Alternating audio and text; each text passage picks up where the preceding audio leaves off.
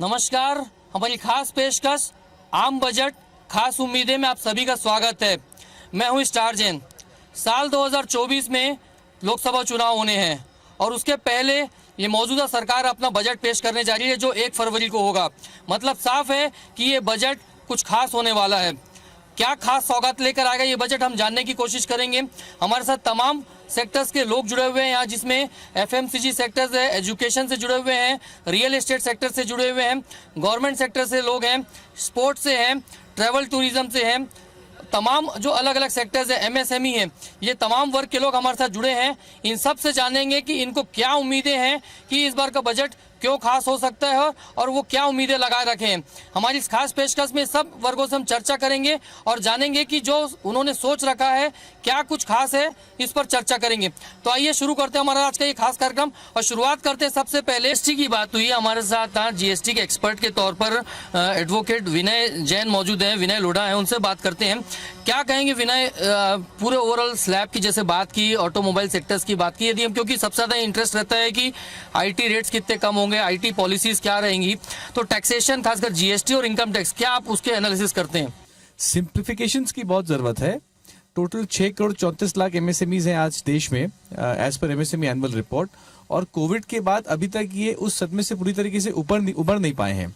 और जब तक ये जो बिजनेस टैक्सेस हैं, वो इनकम टैक्स हो या जीएसटी हो, जब तक ये सिंप्लीफाई नहीं होगा, जब तक इसका सरलीकरण नहीं होगा और जब तक ये सभी के लिए एक तरह से समान रूप में नहीं आएगा, तब तक ये जो ईज ऑफ डूइंग बिजनेस है उसको भारत नहीं अचीव कर पाएगा, जो बहुत अफेक्ट कर रहा है। आज MSME sector more than 33% GDP का कंट्रीब्यूट करता है। तो बहुत जरूरी है कि जीएसटी और इनकम टैक्स में समानता लाई जाए और सरलीकरण लाया जाए, जिससे कि ये जो एमएसएमई कंट्रीब्यूटर है वो और ज्यादा बढ़े और इनका बिजनेस एक तरीके से और बेटर होता जाए, कोविड के सदमे से उबर पाए। जी चलिए, जैसा गवर्नमेंट को ऐसा कौन सा कदम उठाना चाहिए जिससे सबकी बातें पूरी हो सकती है, क्योंकि ज्यादातर लोग टैक्सेशन की बात कर रहे हैं, जीएसटी की बात कर रहे हैं, प्राइसिंग को लेकर बात कर रहे हैं। देखिए, इम्प्लीमेंटेशन एक ऐसी चीज है जो मिसिंग है। जैसा कि दीदी ने बोला कि पॉलिसीज बहुत बनी हुई है, उनका इम्प्लीमेंटेशन हर लेवल पे पूरा नहीं हो पा रहा है। हम एमएसएमईज को लेकर बात कर ले कि पॉलिसीज बहुत हैं, समाधान स्कीम है जिसमें आज कोविड के बाद 25,000 करोड़ की रिकवरी के लिए एमएसएमईज ने फाइल कर दी है, पर वो क्योंकि पार्ट टाइम बॉडीज है एमएसएमई काउंसिल, से उसको फुल टाइम बनाया जाए और ट्रेडर्स को उससे बाहर रखा गया है, तो ट्रेडर्स को उसके अंदर लाया जाए कि ट्रेडर्स के साथ ही सौतेलापन व्यवहार क्यों, क्योंकि majority of the MSMEs traders हैं। और जो पॉलिसीज अधूरी हैं उनको पूरा किया जाए, क्योंकि ग्राउंड लेवल पे इंप्लीमेंटेशन होगा तब वो चीजें आगे जा पाएंगी।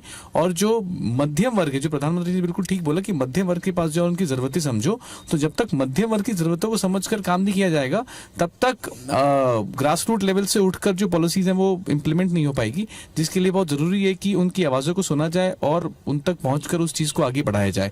प्लस एक और चीज है कि India is the biggest importer of gold, तो आज की डेट में आप देखेंगे कि बहुत तेजी से बहुत बड़ा एक गोल्ड जो है वो इंडिया में स्मगल होकर आ रहा है। वो इसलिए कि बहुत ज्यादा कस्टम ड्यूटी है, जिसकी वजह से कहीं ना कहीं अब स्मगल होता है, तो जो नेशनल सिक्योरिटी भी अफेक्ट होती है, कहीं ना कहीं आर्मी भी इन्वॉल्व होती है उन सब चीज़ों में। तो अगर वो इंपोर्ट ड्यूटी को कम किया जाए तो एक जो कैश इकोनॉमी है वो पक्के के रूप में आएगी, वो वाइट इकोनॉमी में आएगी, प्लस ये स्मगलिंग भी घटेगी, which will give a very big boost to the even the middle income houses, because middle income बहुत बड़ा एक तबका है जो कि गोल्ड में इन्वेस्ट करता है। So all these things needs to be taken care, implemented from the grass root level for better policy